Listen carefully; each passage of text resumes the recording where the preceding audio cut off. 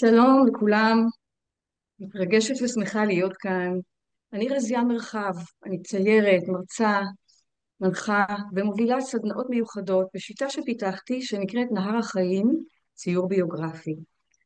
כבעלת עסק קטן, אני חברה בארגון מאוד מאוד מיוחד, ארגון של אנשי עסקים קטנים שהקים משה חרלובסקי, איש שאני מאוד מאוד אוהבת ומכירה הרבה מאוד שנים.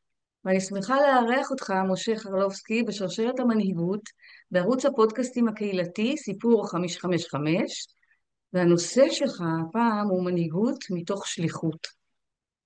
ולפני שתיגע בנושא מנהיגות מתוך שליחות, אני רוצה שתספר ממש בכמה מילים איך התחיל הכל.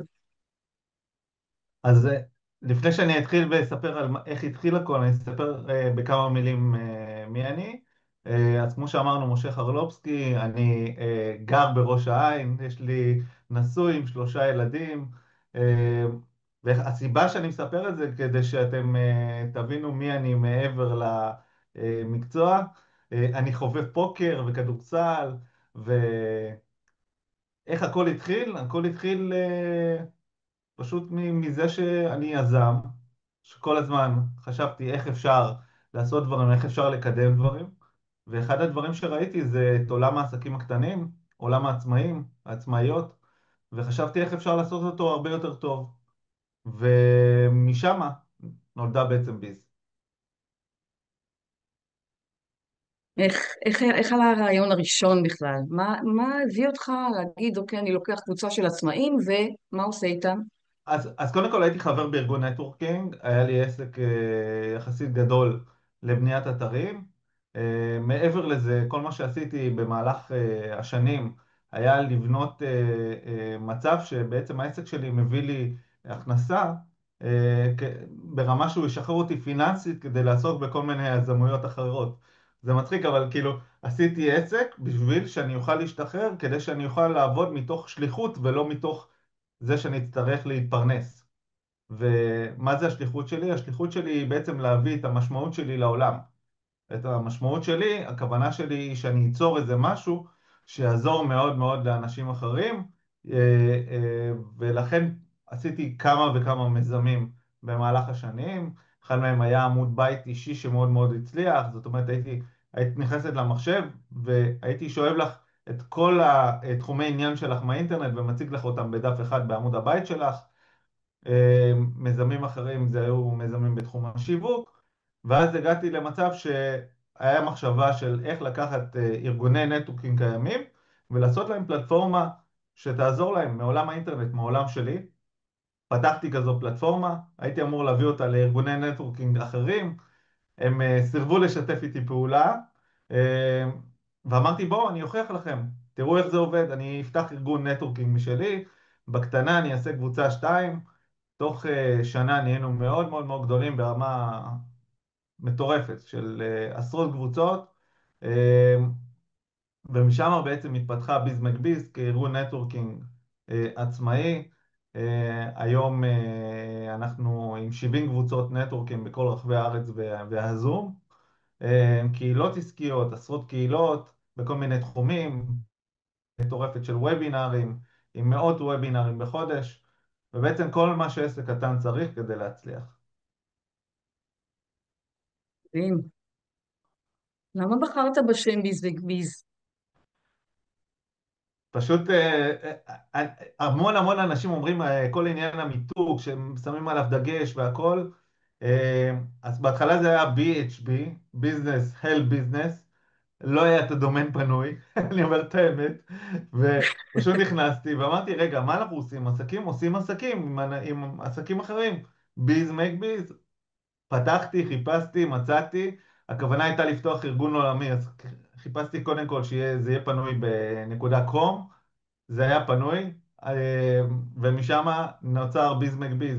אגב, הלוגו שלנו, בזמנו היה לי מעצבת בחברה לבניית אתרים, ואני אומר לה, תעשי שמהביז יהיה חץ לביז השני, ומתחת יהיה עוד חץ, ואז ראיתי שזה לא הכי יפה בעולם, אני אוהב את הצבע הכתום, השחור, אמרתי, השילוב הזה נראה טוב, תשאירי לי את החץ העליון, זהו, יש לי לוגו. ומאז לא שיניתי אותו. כאילו אני מרגיש שלפעמים כשלמותג יש נשמה, אני קורא לזה, אז זה לא כל כך לגמרי. משנה הנראות, משנה הפנימיות שלו. ואחד הדברים שהיו הכי חשובים לי במשך השנים, הוא ליצוק לתוך המותג הזה נשמה. להביא לשם גם את עצמי וגם את האנשים שמסביבי. אני תמיד אומר שמנהיג טוב הוא זה שנותן את הבמה לאחרים, ובביז יש המון המון המון במה לאחרים. מדהים. אז ספר קצת על ההתחלה עצמה. מה היו הצעדים הכי ראשונים? מה היו הקשיים שנתקלת בהם בהתחלת הדרך? אז בהתחלה, את האמת לא היו לי הרבה קשיים, אלא מה שקרה זה שזה פשוט התפוצץ. בקטע טוב. ממש אנחנו כמעט מכפילים את עצמנו כל חודש. אנשים עפים על זה, אני פותח קבוצות בלי הכרה, ואז גייסתי כסף כדי לפעול בחו"ל. ואחד הדברים שקרו זה שהמודל העסקי של ביס, שהיה אז מבוסס על חינם ואמון בין האנשים שישלמו למערכת כשהם מקבלים עסקה, היה מודל מאוד מאוד רעוע. למה? בהתחלה כולם מחוברים, ו... ואז לאט לאט החיבור הזה מתנדף, ואז משלמים פחות. מתי הייתה נקודת המפנה שבעצם הבנו שצריך לשנות מודל עסקי? גייסתי כסף, התחלנו לפעול באירופה, גם בשוודיה וגם באנגליה. היו לי כבר 20 קבוצות בשוודיה, ואז עשינו פה כנס, והצגנו את קבוצות הפעילות של הבינלאומית של ישראלים ביז. או קבוצות גם לא של ישראלים?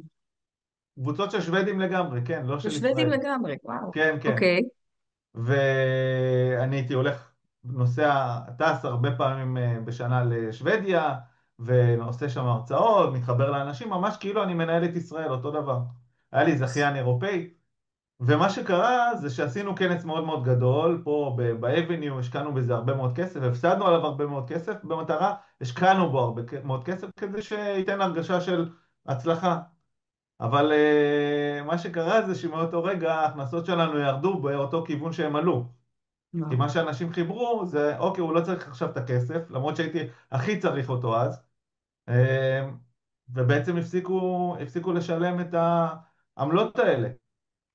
ומאותו רגע הבנתי שאני חייב להתאושש מהר, וזה לא שלא הייתי מוכן לזה, כי בעצם אחרי המשקיעים הראשונים שלי, כמה משקיעים הביעו בעצם תדהמה בזה שזה גדל בקצב כזה, אבל הסבירו לי שהמודל פה מאוד מאוד רעוע מהניסיון שלהם. ואני אמנם הייתי יזם צעיר ופחות פחות מנוסה, אבל לא הייתי עם אגו, ברמה שאני לא מקשיב להם, זאת אומרת שאני לא ידעתי כן. הכל. ומאותו רגע שזה קרה, אז תמיד הם שמו לי את זה פה בתחתית הראש, בתחתית המוח, וידעתי כבר שמה יקרה אם יקרה, אם זה יקרה. ואז העברתי את הארגון לאט לאט לדמי חבר, ברמה של ממש לפטר עובדים ולחזור אחורה לרמה של משרדים שעולים את המינימום של המינימום, לאט לאט חשבתי איך אני יוצק לי בפנים יותר ערך, וזה באמת משהו שאני נותן פה ליזמים. זה כל הזמן תחשבו איך אתם יוצקים לתוך המוצר שלכם יותר ויותר ערך. אגב, אני לא מפסיק את זה עד היום. אני הרגע סיימתי שיחה, איזה ערך אנחנו חדש הולכים ליצוק לתוך ביז לשנת 2026. זאת אומרת, כל הזמן שברגע שאתה יוצר ערך, אתה יכול גם כמובן להביא לפה עוד קהל יעד חדש, וגם אתה יוצק ערך לחברים החדשים שמרגישים שהם משלמים וכיף להם לשלם את זה. בסדר, למשל, אני את מנוי הקנווה שלי, אני מחכה לשלם אותו, הכל בסדר, אני כל היום משתמש בזה. כן. אז אותו דבר גם אתם צריכים לשאוף שככה ירצו לשלם לכם, כי הם מקבלים משם ערך. מה אתה חושב היו תכונות המנהיגות שבעצם נדרשו ממך כדי להתמודד בשלב הזה של קשיים ושל, אתה רואה שאתה תכף מתרסק? אז, מה גייסת שם? איזה תכונות?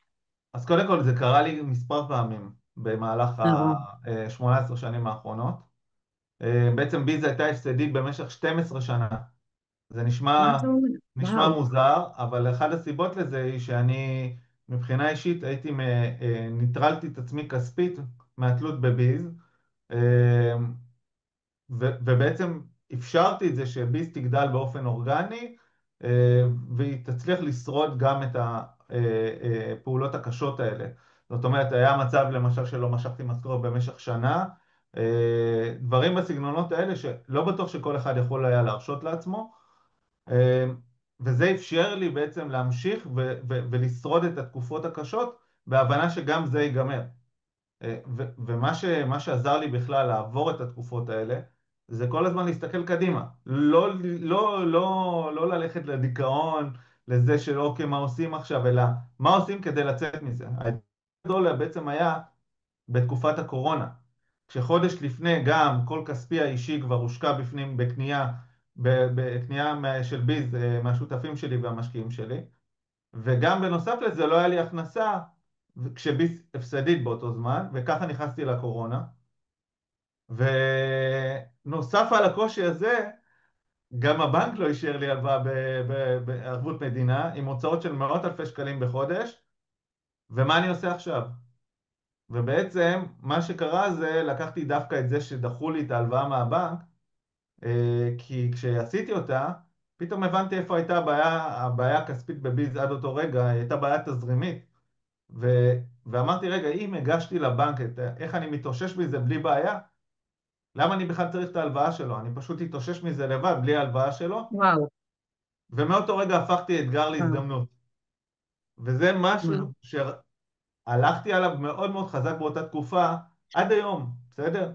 בעצם לקחתי את האתגרים שעומדים לפנינו, ואנחנו כבעלי עסקים כל הזמן יש לנו אתגרים. זה גם היום כשהמצב יותר טוב, יש לי כל הזמן אתגרים. עכשיו יש לי אתגר חדש של 700 איש חדשים נכנסו החודש לביז, זה אתגר. איך אני זה מגיע אתגר, למצב שאני חתיכת קולט אתגר. כמה שיותר מהם? אה, יש המון המון אתגרים כל הזמן כבעלי עסקים, ואחד הדברים שצריך לעשות זה להפוך את האתגר להזדמנות. אז למשל, באתגר טוב כזה, אני פשוט הולך לפתח מוצר שהוא יתאים גם לחברים חדשים וייתן להם אופק כדי להשתלב במשך הזמן, בתוך ביזה יותר גדולה. אה, המון המון דברים שאתה שימצאו את צריך עצמם ללמוד. בתוך הארגון. איך? כדי שימצאו את עצמם בתוך הארגון, כן, כדי כן, שיוכלו להתארגן. לתת להם אופק, גם אם לא נקלטו כרגע באחת הקבוצות, עדיין לתת להם אופק ולתת להם את הגיבוי שלי אישית. זאת אומרת, מנהיג לא צריך שאחרים יעשו לו את העבודה, בסדר? הוא צריך לעשות את העבודה, לקחת אחריות. את יודעת, יש את השלטים, אני הראש, אני אשם, אז אני כל הזמן אומר לאנשים שכאילו, שאני צריך לקחת אחריות, אני אומר להם, אני הראש, אני אשם, אני אחראי. אין מה לעשות, אנחנו כן, לא יכולים לברוח מאחריות בסופו של יום, ו, ואני חושב שזה משהו מאוד מאוד מאוד חשוב למנהיגות, לקחת אחריות, ויש עוד משהו שקשור לאחריות, זה טעות היא לא טעות אם לומדים ממנה את הלקח. הרבה מאוד פעמים אנחנו מלקים את עצמנו וואו, על יפה. טעויות, אבל טעויות הן לא טעויות אם לומדים מהן את הלקח, הן הדבר הכי טוב שיכול לקרות לך. כי אם עשית טעות, למדת ממנה את הלקח, עכשיו אתה רק צומח וגדל מזה. עכשיו זה נשמע סיסמאתי, אבל אני חי ככה מגיל 20 ומשהו, כששמעתי את המשפט הזה, מכירה את זה שיש לך משפט שנכנס לך לתוך הראש ולא יוצא ממנו? אז טעות כן, היא לא טעות אם לומדים ממנה את הלקח, זה משפט ששמעתי אותו, ולא יוצא לי מאותו יום מהראש, ואני חי עליו מרגע ששמעתי אותו. חי, אבל חי לא בקטע סיסמאתי, אלא בקטע של יום אחד הייתה טעות במשרדים, שעלתה לי קרוב ל100,000 שקל. עכשיו תביני, זה לא כן. שיכולתי להרשות את זה לעצמי, ואני מאוד מאוד מאוד כעסתי, אבל אז אמרתי, אוקיי, טעות היא לא טעות אם לומדים ממנה את הלקח, ולמרות שאני לא זה שעשיתי את הטעות, לקחתי עליה אחראי, כי אני המנהל של אותה עובדת שעשתה את הטעות, אוקיי? אה, כן. למדנו מאותו רגע לקח, ואנחנו מיישמים אותו כבר 13 ואז שנה, עשית גיליתי את שינוי. זה. כן, יכולתי עשית להמשיך כאילו, ולהפסיד את עשית... זה עד היום. בעצם אנחנו צריכים לקחת אחריות, לראות בטעויות לקחים, לקחת את האתגרים האלה ולהפוך אותם להזדמנויות, זה התפקיד שלנו כמנהיגים. אז דיברת על אתגרים, על אתגר מסוים, נתת אפילו דוגמה של אתגר ממש מעכשיו.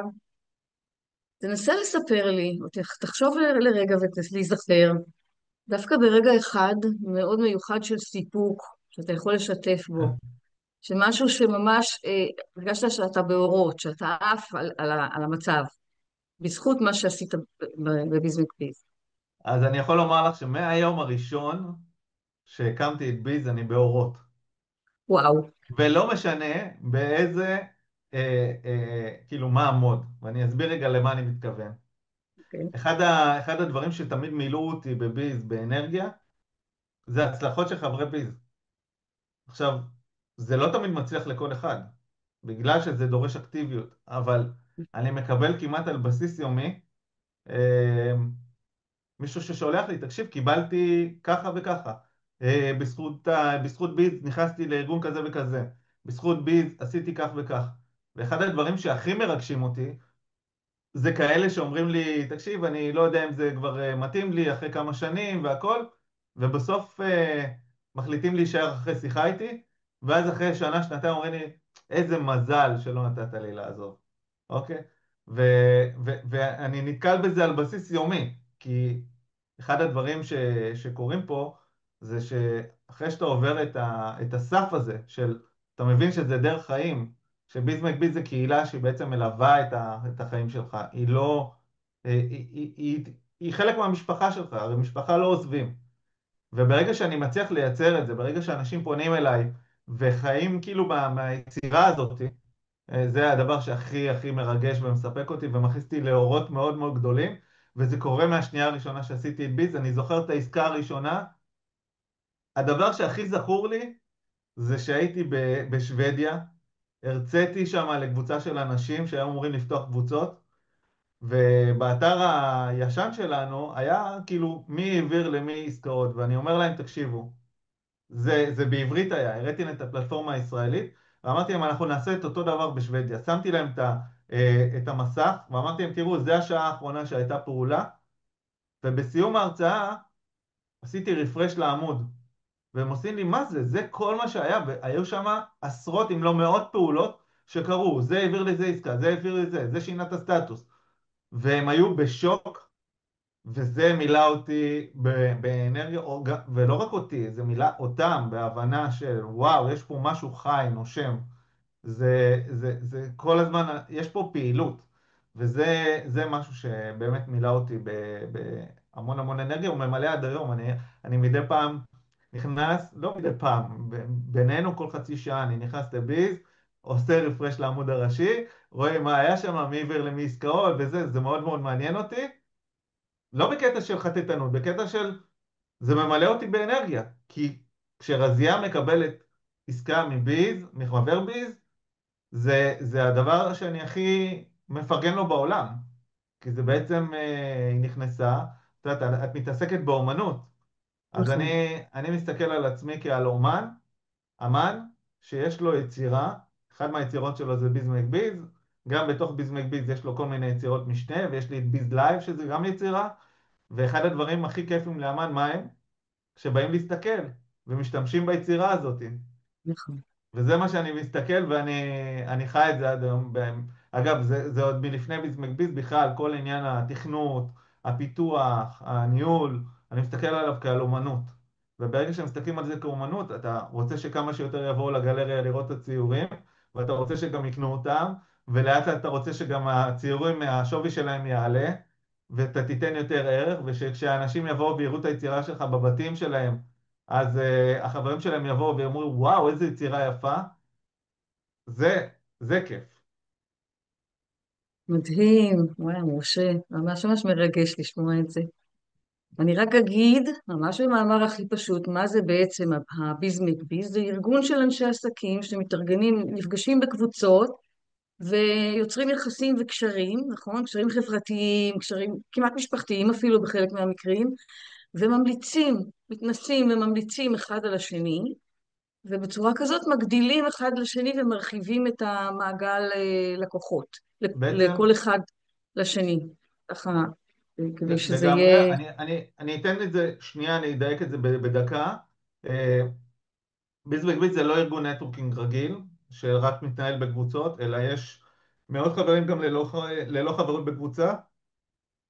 המטרה שלי היא לקחת את בעלי עסקים עצמאיים, בינוניים, ולתת להם פלטפורמה להכיר אחד את השני, על מנת שישלחו לקוחות. זה יכול להיות במפגשי נטוורקינג, זה יכול להיות בחברות בקבוצת נטוורקינג, זה יכול להיות חברות בקהילת נטוורקינג, שזה אומר למשל קהילת נדל"ן, אז כל מקצועות הנדל"ן וכולי, וזה יכול להיות באמצעות וובינרים.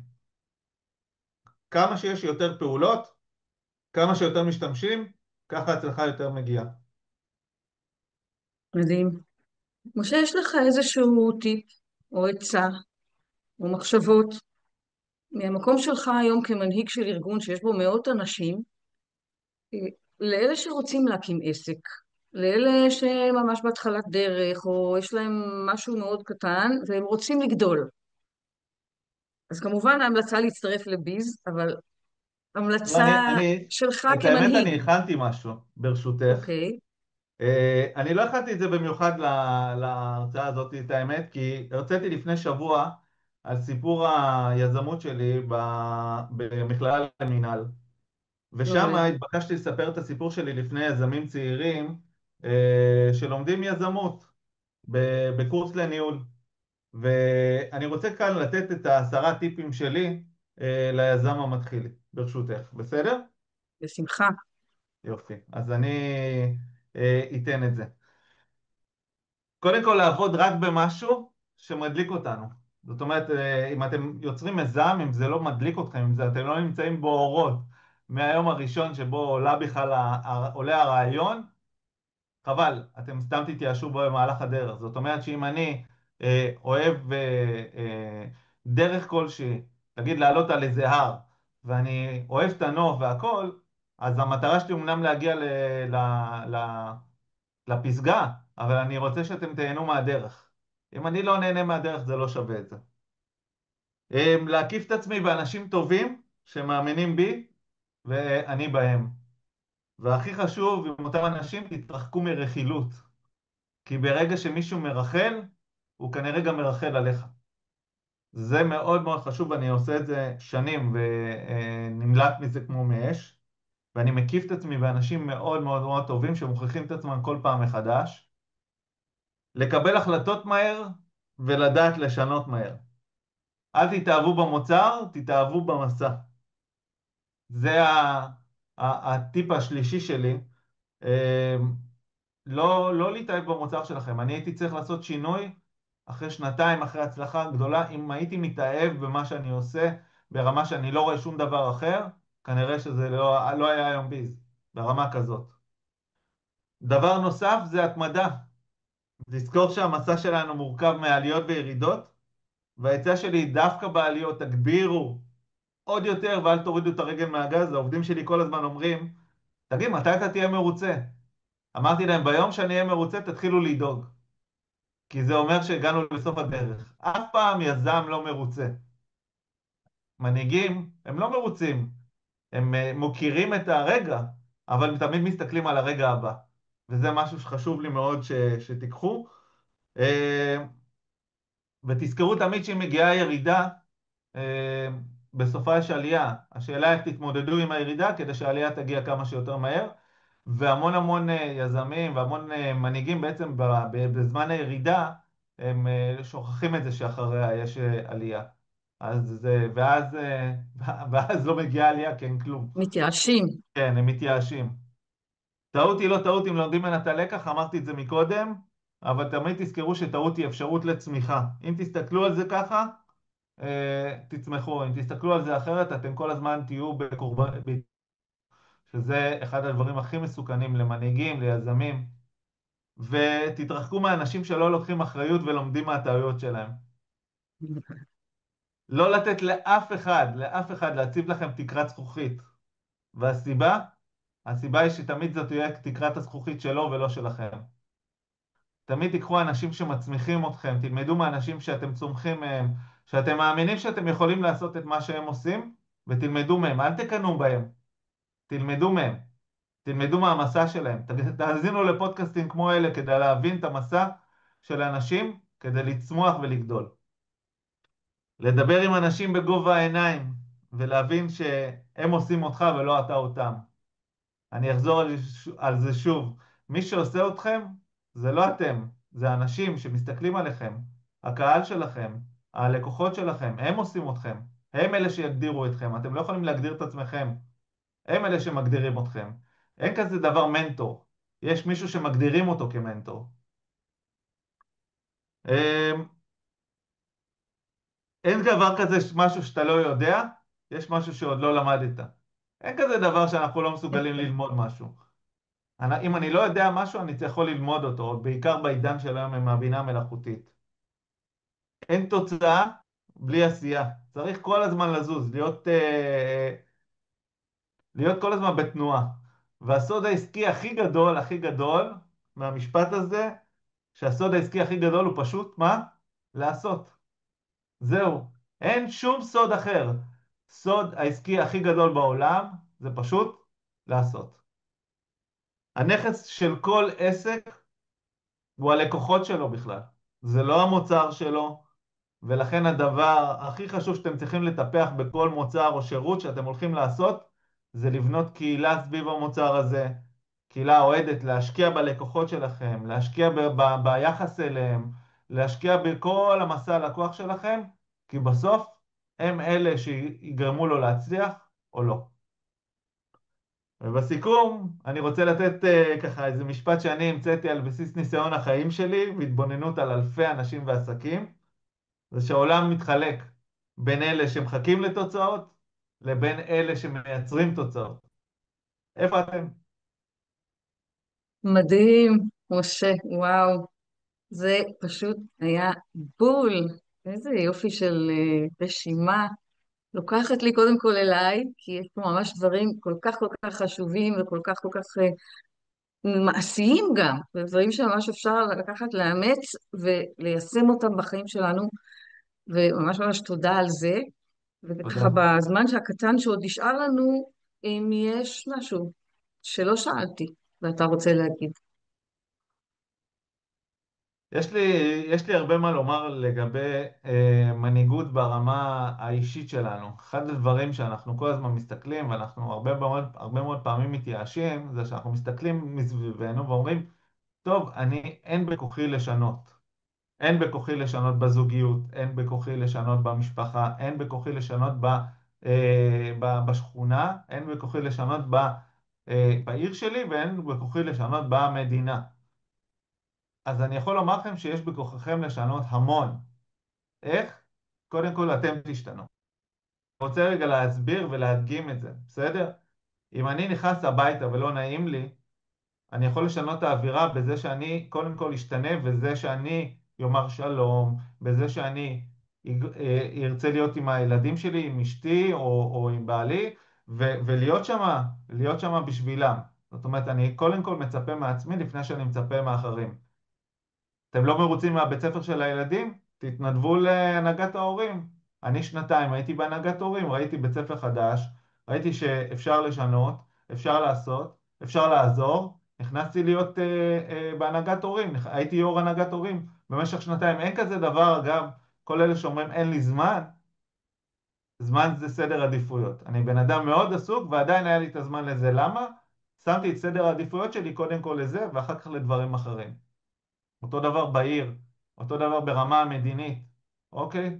בואו, אנחנו קודם כל נהיה אנשים טובים, נבין שלא משנה ימין, שמאל, בסוף אנחנו חיים באותה מדינה, אנחנו חברים אחד של השני, אנחנו תמיד נהיה בערבות הדדית אחד של השני, כל אחד עם דעותיו, הכל בסדר, עדיין אנחנו צריכים לכבד אחד את השני ולאהוב אחד את השני, ולכבד אחד את השני ולאהוב אחד את השני, גם אפשר, הכל בסדר, אנחנו חיים במדינה לגמרי. אחת.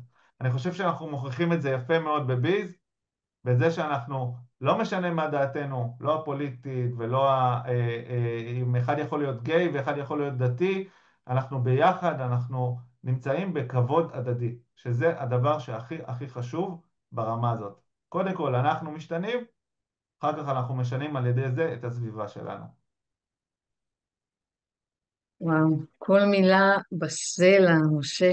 תודה. תודה רבה רבה, היה מרתק ואופטימי ומלא חוכמת חיים, ולמדתי עליך גם כמה דברים חדשים שלא ידעתי. חשבתי שהבינלאומיות זה משהו שהתחיל רק עם הקורונה ועם הזום, מסתבר שהרבה לפני. לזה זה נוצר. תודה רבה על הזמן שפינית בשבילנו, תודה רזיאן, תודה ושמחתי רבה. לראיין אותך. תודה. תודה.